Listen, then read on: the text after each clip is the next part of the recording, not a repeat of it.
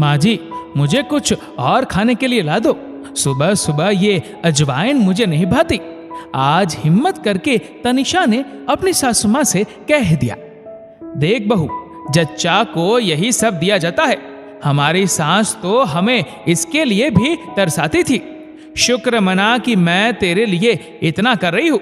जच्चा हो जच्चा की तरह रहो, जो मिलता है चुपचाप खा लो, जीभ को बस में रखना सीखो। माँ जी, मुझे आप चाहे सादी रोटी सब्जी दे दो, लेकिन ये मुझसे खाया नहीं जाता।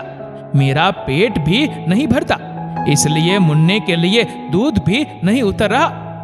देख बहू, अब सुबह सुबह बहुत काम होता है, लेकिन तुझे क्या पता, तू तो आराम से यहाँ सोई रहती है। अब तेरे लिए अलग से नाश्ता नहीं बन सकता। दोपहर को रोटी बनाऊंगी तो खा लेना। तनिषा की आंखें छलक आई। प्रसव को 10 दिन हो चुके थे, लेकिन इन 10 दिनों में तनिषा का शरीर बिल्कुल निस्तेज हो गया था। उसे घी की गंध अच्छी नहीं लगती थी और उसकी पसंद का खाना उसे मिल नहीं पाता था। दोपहर को सास 2 रोटियां रखकर चली जाती। घर में कोई भी आता था तो सास यही बोलती थी, मायके में कभी कुछ खाया नहीं, इसलिए घी हजम नहीं होता बहू से। बाद में सब मुझे ही कहेंगे कि सास ने जापे में ध्यान नहीं रखा।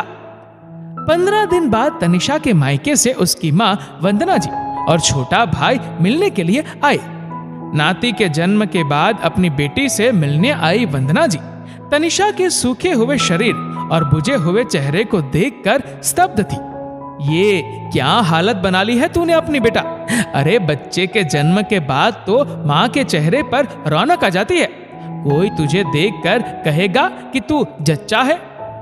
तनिषा का मन कर रहा था कि वो फूट फूट कर रो पड़े, लेकिन पास खड़ी तनिषा की सास अपनी समधन की बात सुनकर बोलने लगी, समधन जी, हमें पता था कि सब मुझे ही दोष देंगे।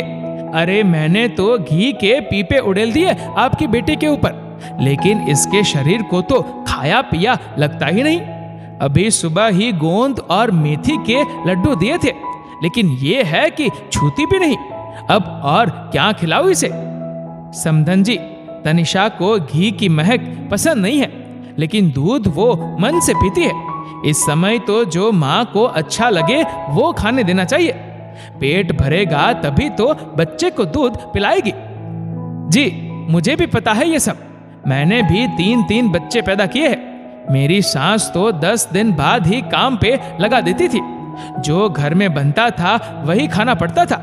मैं तो फिर भी इतना कुछ बनाकर देती हूँ, फिर भी बुराई ही मिलती है। हमारे घर में घी दूध की कोई कमी नहीं है। मेरा बेटा तो भर भर कर सामान लाता है।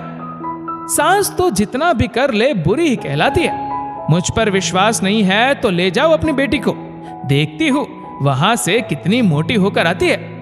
तनिषा की सास चीढ़ते हुए बोल रही थी। वंदना जी को अपनी समधन के बात करने का तरीका बहुत चुभ रहा था, लेकिन तनिषा की ओर देखकर उनका कलेजा भी जल रहा था। उन्हें कौन समझाए कि प्यार से दी हुई सूखी रोटी भी 10 तानों के साथ दिए हुए 56 भोग से ज्यादा शरीर में लगती है। लेकिन इस वक्त बहस से ज्यादा उन्हें अपनी बेटी की चिंता हो रही थी, इसलिए वो तनिषा और अपने नाती को अपने साथ ले आई। कुछ ही दिनों में तनिषा की सेहत में सुधार आने लगा। 1 महीने तक वंदना जी ने तनिषा के खान पान पर ध्यान रखा।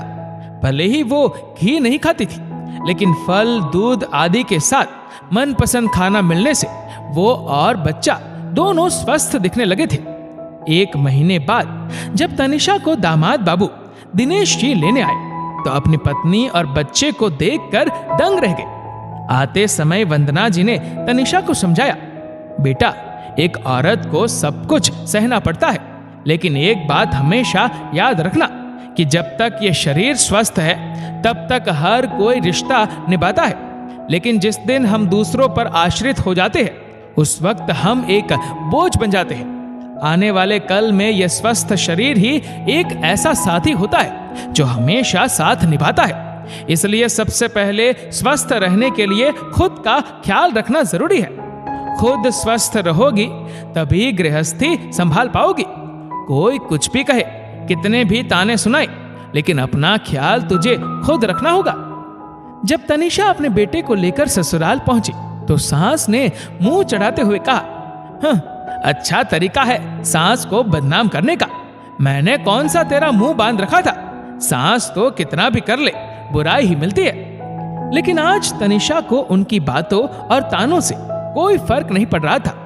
उसने मुस्कुराते हुए अपनी सास के पैर छुए और मुन्ने को लेकर अंदर चली आई। सबको खाना खिलाने के बाद खुद भी उसने अच्छे से खाना खाया और दूध का गिलास भरकर अपने कमरे में ले गई। सास तीखी नजरों से देख रही थी, लेकिन अब तो रसोई बहू के हाथों में आ चुकी थी और बहू का बदला हुआ रूप देखकर उन्हें समझ में आ गया था कि अब उनके ताने काम नहीं करने वाले। दोस्तों, इस वीडियो को लेकर आपकी क्या राय है नीचे कमेंट करके जरूर बताएगा।